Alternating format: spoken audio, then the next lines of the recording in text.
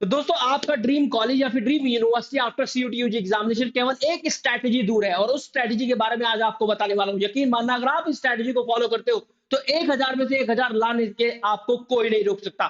तो चलिए स्टार्ट करते हैं इस वीडियो को, क्योंकि वीडियो थोड़ा सा बड़ा होने वाला है तो मैं बहुत ज्यादा यहाँ पे बकबक नहीं करने वाला हूँ, केवल काम की बातें आपके लिए करेंगे और हर एक बात ऐसी रहेगी जिसका आप नोट भी बना सकते हैं और आप फॉलो करेंगे ही करेंगे, तभी आपके 1000 में से 1000 आने वाले हैं। तो चलिए स्टार्ट करते हैं। सबसे पहले आपको ये बात जाननी जरूरी है कि what is the reality. Reality ये है कि सीयूटी एग्जाम के अंदर +5 मार्क्स का एक क्वेश्चन होता है, -1 की नेगेटिव मार्किंग होती है और एक क्वेश्चन अगर आपका गलत हो गया तो आपका ऊपर वाले कॉलेज से नीचे वाले कॉलेज में एडमिशन हो जाएगा। जैसे कि अभी लास्ट ईयर मैंने एक स्टूडेंट से बात करी, मैंने पूछा अरे भाई तू तो इतना अच्छा था, अपने मतलब कॉमर्स स्टूडेंट था, तो मैंने कहा इतना अच्छा था, तेरा अकाउंटेंसी भी अच्छा था, बिजनेस स्टडीज इकोनॉमिक्स सब कुछ अच्छा था, इंग्लिश भी अच्छा था, तो हिंदू कॉलेज क्यों मिल गया, एसआरसीसी क्यों नहीं मिला। तो उसने बताया कि सर मेरा एक क्वेश्चन गलत हो गया और जो एसआरसीसी का कट ऑफ है वो एक क्वेश्चन ऊपर चला गया, क्योंकि एसआरसीसी का cut off last year was 917 और हिंदू कॉलेज का 912 आउट ऑफ 1000। तो आप देख रहे हैं एक एक क्वेश्चन जो है आपका गेम चेंज कर सकता है और आपको एक फर्स्ट रैंक के कॉलेज से सेकंड रैंक के कॉलेज में लेकर आ सकता है। मैं यहाँ बीकॉम ऑनर्स की बात कर रहा हूँ केवल।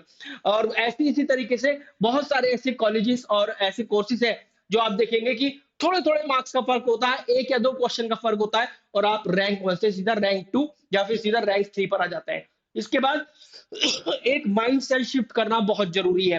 Right after the board examination taking a break, जो कि आपको नहीं लेना है, मतलब this is a bigger mistake student do कि they take a break. Concept मेरे बहुत क्लियर हैं लेकिन मैं रेडी हूं ऐसा नहीं है। आपको समझ में आना चाहिए कि board exam prep CUET exam के प्रेप के बराबर नहीं है। This is the biggest mistake student do. तो बोर्ड एग्जाम क्या सब्जेक्टिव राइटिंग है, जबकि एमसीक्यू और स्पीड और एक्यूरेसी का खेल आपका सीयूटी यूजी एग्जाम के अंदर होता है। और कुछ एक्स्ट्रा चैप्टर्स से टॉपिक्स भी होते हैं और कुछ अलग तरीके के एमसीक्यू टाइप के क्वेश्चन भी आते हैं जो कि आपको generally all India national level के जो कॉम्पिटेटिव एग्जामिनेशन होते हैं उनमें देखने के लिए मिलते हैं। You have to start immediately after the board examination. अगर आपका फ्लो टूट गया तो आप बहुत सारे स्टूडेंट से पीछे रह जाएंगे, ये मेरी बात मानकर चलना। देखो मास्टर द एमसीक्यू पैटर्न। सबसे पहले चैप्टर वाइज एमसीक्यू एक बार आपको पता होना चाहिए कि भाई किस चैप्टर में किस तरीके के एमसीक्यू पूछे जाते हैं। जैसे last year I was in discussion with our Abhishek sir, जो कि हमारे ह्यूमैनिटीज के एचओडी हैं, उन्होंने मुझे दिखाया क्वेश्चन की देखिए किस तरीके का क्वेश्चन आया है।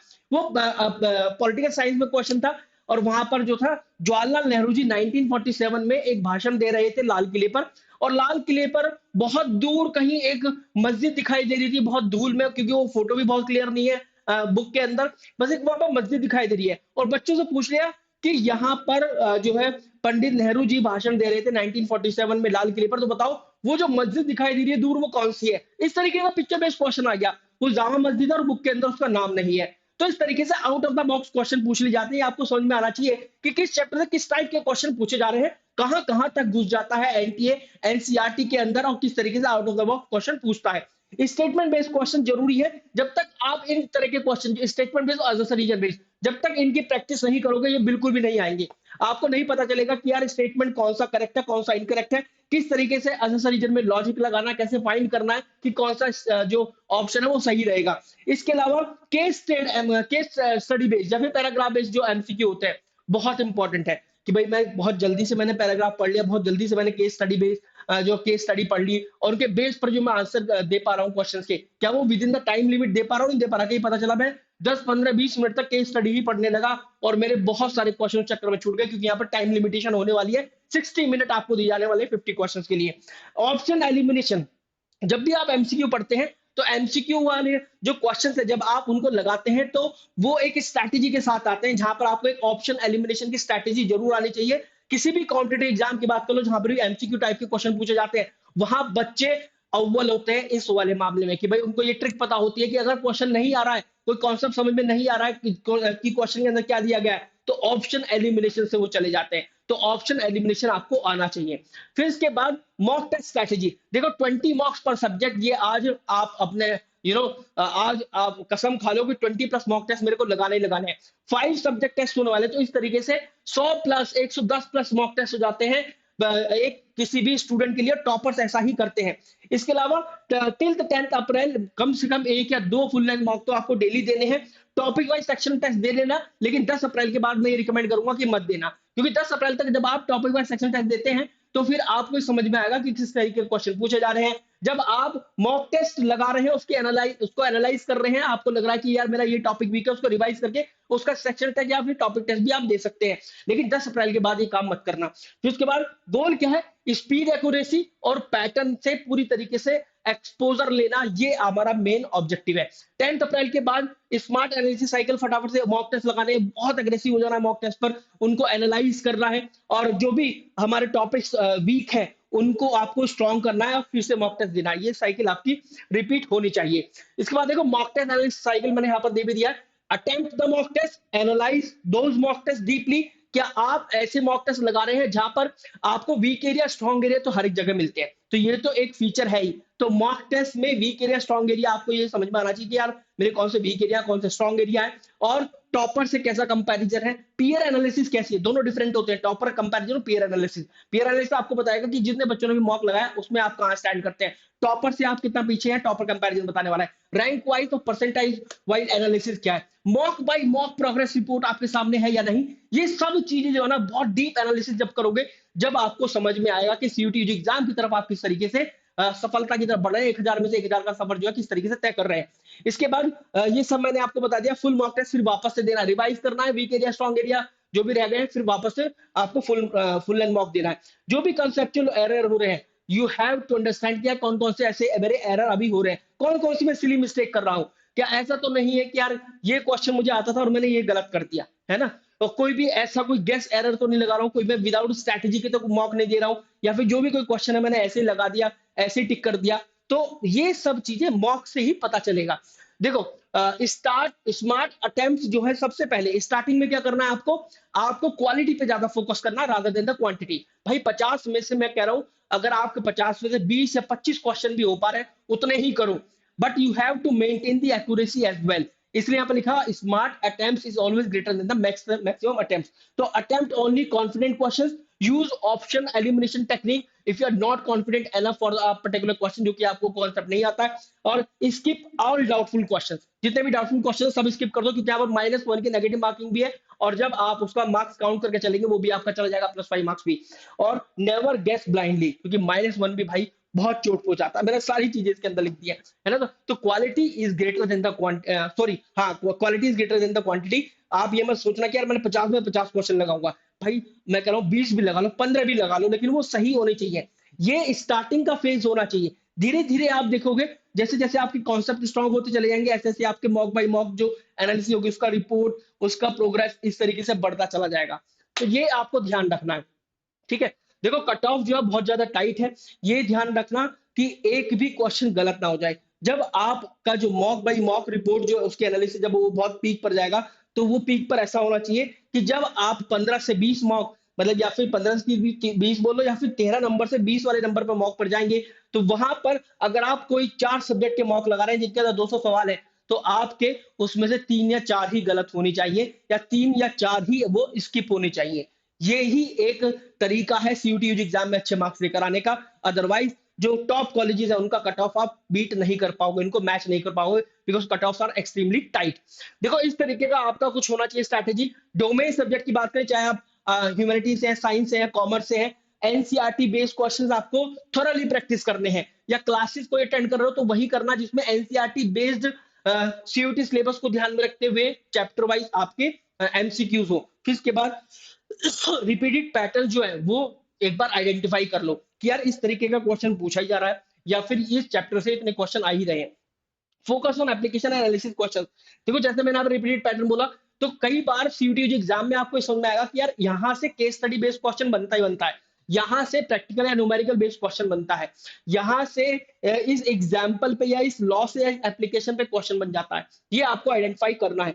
Focus on application analysis questions, ठीक है। फिर इसके बाद इंग्लिश में भाई daily reading comprehension, reading comprehension काफी बड़ा वेटेज रख रहा है, तो आप इसको स्किप नहीं कर सकते हैं। इसके बाद focus on vocabulary, tone and इन्फ्रेंसिस।